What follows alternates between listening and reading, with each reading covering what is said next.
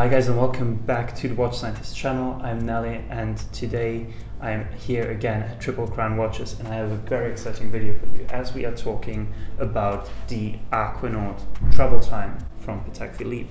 So a very little bit of history. The Aquanaut was introduced in 1997 by Patek Philippe to offer something that would have kind of the same characteristics than the Nautilus, but then again would be different enough.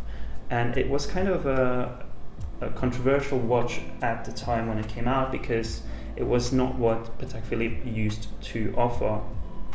We already know that the Nautilus was quite a disruption to the watch industry, in the sense that it was something completely new. You know, a luxury sports watch was something that was never heard of before. The Nautilus and the Royal Oak as well. So this again disrupted the kind of classics of watchmaking, especially because then it came also on the rubber strap. It kind of has a military background, and what's reminiscent of that is, well, the checkered layout on the strap, which is a composite strap, so it is a very rugged material. And as I said, the checkered layout of the rubber strap is actually reminiscent of tire treads of a vehicle, which is very interesting. And you have kind of a similar, not the same, but a similar layout on the dial. And we'll get back to the dial a little bit later. If you want to help us out, please subscribe to the channel and leave a like on it. But the Aquanaut at its inception was really controversial for its time, so 1997, and people overlooked it for quite a while. It hasn't always been as sought after as it is today, because now it is really hard to get, but this one is here available at Triple Crown Watches. I'll leave all their details in the description down below. So despite it being underrated and honestly overlooked for many years, people have finally caught up with this watch, and if you take a closer look at it, you can definitely see why. Now, this specific watch, I would argue, is 10 times more interesting than a 5711 Nautilus. The most important reason is the complication. This is a travel time watch, and it has a perfectly, really, I mean this honestly, it has a perfectly laid out dial. The symmetry of it is just stunning. You have a beautiful kind of grayish dial that is a bit lighter gray on the middle of the dial, and then you have a darker gray, almost black, towards the edges of the dial. Then the indices, so the numerals, the Arabic numerals, and the hand of the watch are in white gold.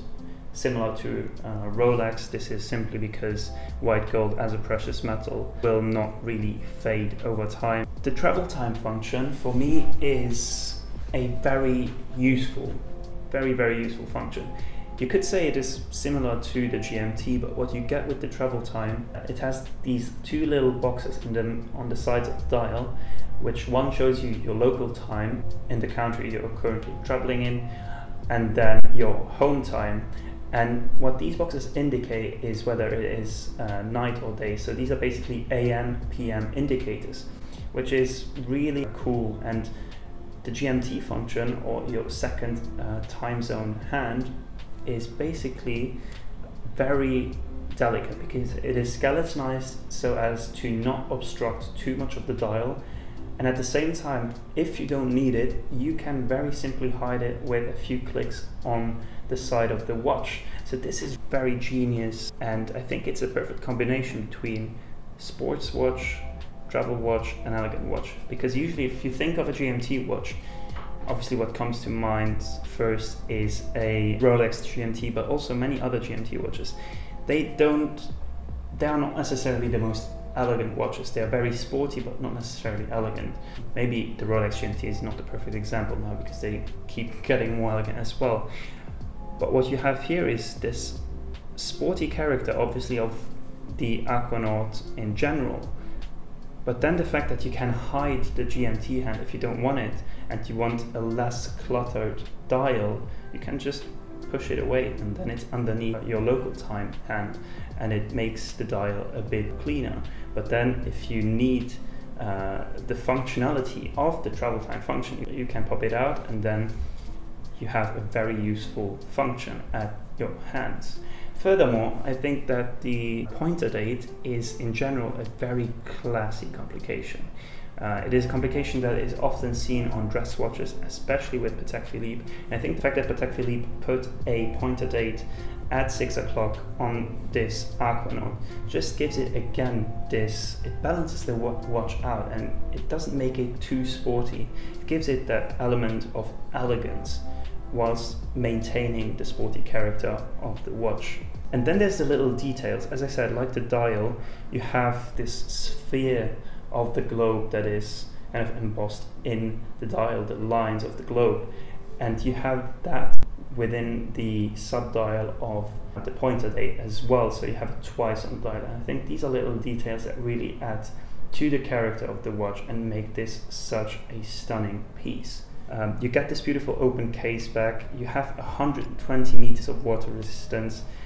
So quickly going through the dimensions and specifications of the watch, it is a 40.8 millimeter watch, so basically 41 millimeter case, and it wears very thin with only 10.8 millimeters thickness, so it slides under the cuff perfectly. Talking about the movement then, it is a stunning movement, as it's always the case with Patek Philippe. It has a power reserve of minimum 35 to a maximum of 45 hours obviously, and that's kind of the only thing where I kind of still don't really get why Patek Philippe doesn't go a bit further with that, because where the watch industry is going right now, where like it used to be 45 hours used to be the standard, but now that I feel like the new standard is more towards like 70 hours, so almost a 3-day power reserve. But it takes nothing away from this watch, especially considering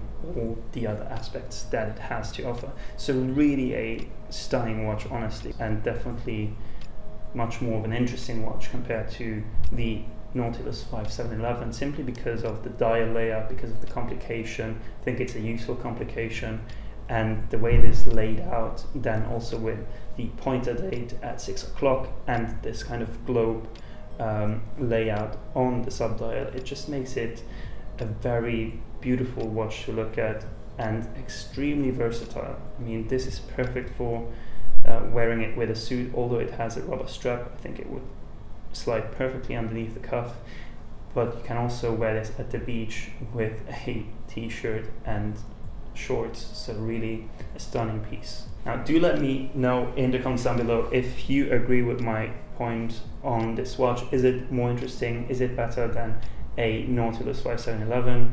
I know many of you will say, oh, you can't compare them, but obviously that's what makes it interesting. But anyways, that's it from me today, guys. I hope that you enjoyed this video, and please do leave a like on it. It would help us out a lot. Thank you so much for watching, and see you next time. Ciao.